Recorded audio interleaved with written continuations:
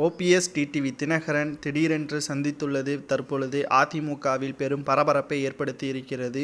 ஒட்டுமொத்த நாடாளுமன்ற தேர்தலுக்கு முன்பாக இவரது சந்திப்பும் தென் மாவட்டங்களில் உள்ள தொகுதிகளின் பங்கீடுகள் குறித்து பேச்சுவார்த்தை நடைபெற உள்ளதாகவும், இந்த சந்திப்பின் பொழுது நிச்சயமாக தென் மாவட்டங்களில் இருந்து ஒரு ஓட்டு கூட அதிமுகவில் குறிப்பாக எடப்பாடி பழனிசாமி அவர்களுக்கு செல்லாது என்றும், பாஜகவுடன் ஆதரவுகளை தற்பொழுது டிடிவி தினகரன், சசிகலா, ஓபிஎஸ் இவர்கள் பாஜகவிற்கு முழுமையாக கொடுக்க உள்ளதாக தற்பொழுது தகவல் ஒன்று வெளியாகி இருக்கிறது. இந்த தகவலை அறிந்த எடப்பாடி பழனிசாமி அவர்கள் உடனடியாக மாவட்ட செயலாளர்கள் கூட்டத்தை கூட்ட உள்ளதாகவும், நாடாளுமன்ற தேர்தலுக்கு முன்பாக எந்த கட்சியுடன் கூட்டணி என்று அதிகாரப்பூர்வமாக அறிவிக்க உள்ளதாகவும் தகவல்கள் வெளியாகி இருக்கிறது.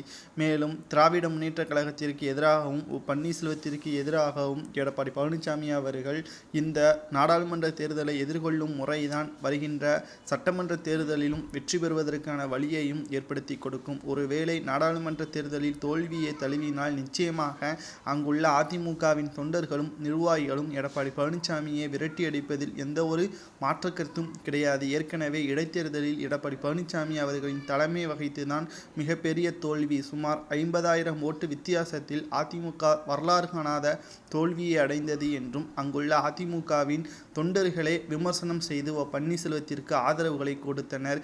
இதே நிலைமை நாடாளுமன்ற தேர்தலில் நடைபெறுமானால் நிச்சயமாக எடப்பாடி பழனிசாமி அவர்களின் பொதுச்செயலாளர் பதவியும் அதிமுகவிலிருந்து பறிக்கப்படும். மேலும் திராவிட முன்னேற்ற கழகத்திற்கு எதிராக மிகப்பெரிய ஒரு புரட்சி அதிமுக இல்லாமல் பிற கட்சிகள் மூலமாக நடைபெறலாம் என்றும் தற்பொழுது விமர்சனங்களும் எழுப்பப்பட்டு வருகிறது.